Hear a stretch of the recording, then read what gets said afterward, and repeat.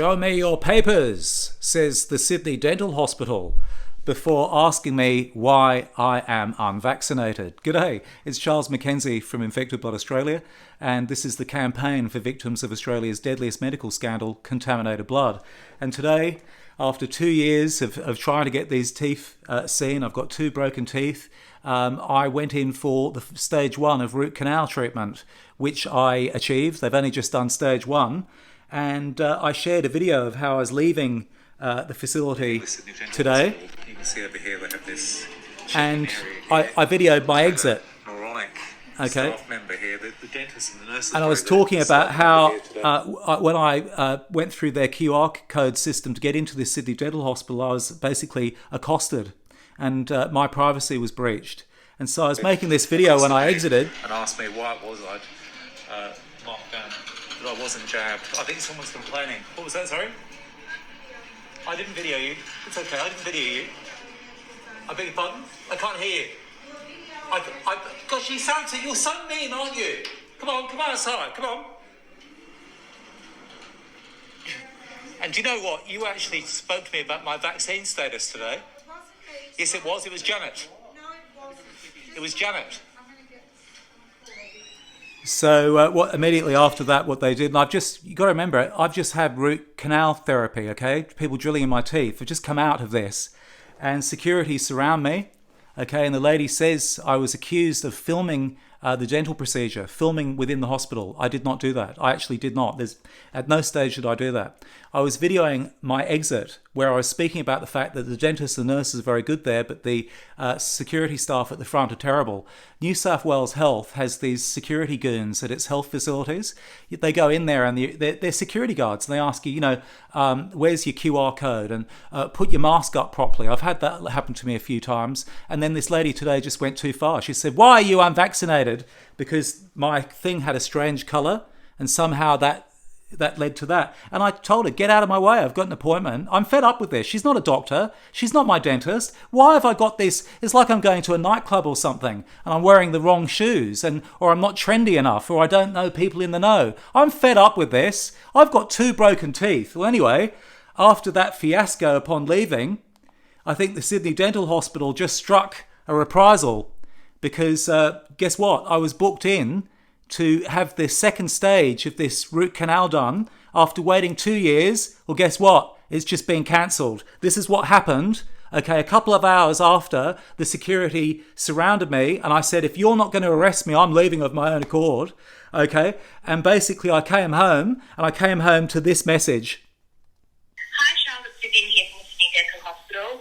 I'm just calling to let you know that I won't be able to see you next Thursday, the 26th of May, but I will be able to see you in July. I'll give you a call back when I have my roster and I can reappoint you. Okay, thank you. I'll try and catch you again later.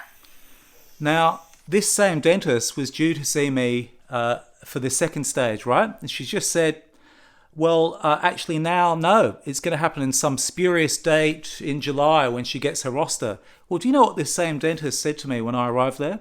She said to me, she went through the protocols for the Sydney Dental Hospital, and she said, "Now, I just got to tell you," and I'm sure other people who've gone there, to the Sydney Dental Hospital have heard this, okay? So this will all come out in court, by the way, so I'm going to make sure to get this absolutely spot on. She said to me, "Now, just so you know, if you're late or you miss an appointment, okay, you can be put down the queue. Okay, that's what will happen to you." She said that to me. And so what happens? Security surround me right after I have root canal. Do these people have any empathy for their own profession? I've just had root canal therapy done, and they're surrounding me with security guards and this whole bloody vaccine issue, for goodness sake. I'm fed up with it. And so right after that, I get this stage 1. Right, so I'm expected to go in again. When was that? On the 26th of May or whenever it was, right? For stage 2. And that's now become a spurious date in July. I'm a tainted blood victim. I've come out of remission, okay, for my severe aplastic anemia. I've got just months and months. I'm potentially terminal. I've got neurological problems now because I've got a bone marrow signaling issue, and I've been found to have a misshapen neck, as well as having developed this autoimmune disease called cryoglobulinemia, which causes blood flow problems and is causing havoc in my life.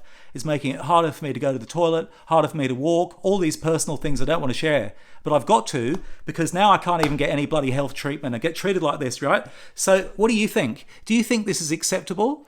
I had stage 1. They've left me with a temporary plug in my tooth, and suddenly it's a spurious date. Let's listen again. 4:40 p.m. Hi, Charlotte, Vivian here from Sydney Dental Hospital. I'm just calling to let you know that I won't be able to see you next Thursday, the 26th of May, but I will be able to see you in July. I'll give you a call back when I have my roster and I can reappoint you. When she can reappoint me, comes the same dentist who told me what would happen if I was late, if I displeased them. I wouldn't be late, or if I just didn't do the no-show, because they deal with a lot of people who are homeless, and are hard on their luck because they can't afford dental care, like me. Okay, so sometimes these people just don't turn up on time because they forget, or they're drunk or whatever, asleep. I don't know. I'm not a social worker. I didn't ask to be put into this scenario. I suspect my spurious date in July, when her roster is, I think it's a reprisal for this. Here they have this check-in area here. I had a moronic staff member here. The dentist and the nurse is very good. The staff member here today accosted me and asked me why it was I'd marked down that I wasn't jabbed. I think someone's complaining. What was that, sorry? I didn't video you. It's okay, I didn't video you. I beg your pardon? I can't hear you. Gosh, you're so mean, aren't you? Come on outside. Come on. Anyway, listen, can you imagine going to the dentist after they've got security surrounding you, and then you're supposed to go back on some spurious date for another load of drilling? Listen, I don't think it's safe to go back there, to be honest. They're students anyway. Why have I got a student doing my teeth? When she was doing it, she's always asking, what do I do now? And what do I do over here? And what do I do with this thing? And I'm sitting there in the chair with someone drilling in my teeth. I've got a bleeding disorder, just going, bloody hell. 18 years ago, the Senate of Australia said, when it investigated tainted blood, it said, unanimously agreed by all of the parties, all of the senators, there should be a fund so that tainted blood victims, people who are infected through no fault of their own, people who, like myself, I was a kid, okay, when I was given a tainted blood product, right? They should have access to a fund that pays for private dentists because their teeth fall apart. And instead, what I have to have a begging bowl, I turn up to the Sydney Dental Hospital to end up accosted because something went wrong with my QR code, and now I've got security cards surrounding me going, excuse me, you videoed inside the hospital. No, I didn't. Excuse me. And now I have some cheery, listen to the tone in her voice, right? I've been in agony with this tooth. 2 years I've been trying to get treated, right? And I get this. 4:40 p.m. Hi, Charlotte, Vivian here from Sydney Dental. Hi, Charles. Well, thanks a lot. Well, guess what? She's never going to see me again. Her bosses might have said, you know what we do with him? He upset the security staff, so we'll do as we always do in the protocol. He'll go to the back of the queue. Never mind the ethics of leaving me with the mess you've left in my mouth. I don't know if you can see that. If you want the gory details, right? I could show you. Well, okay.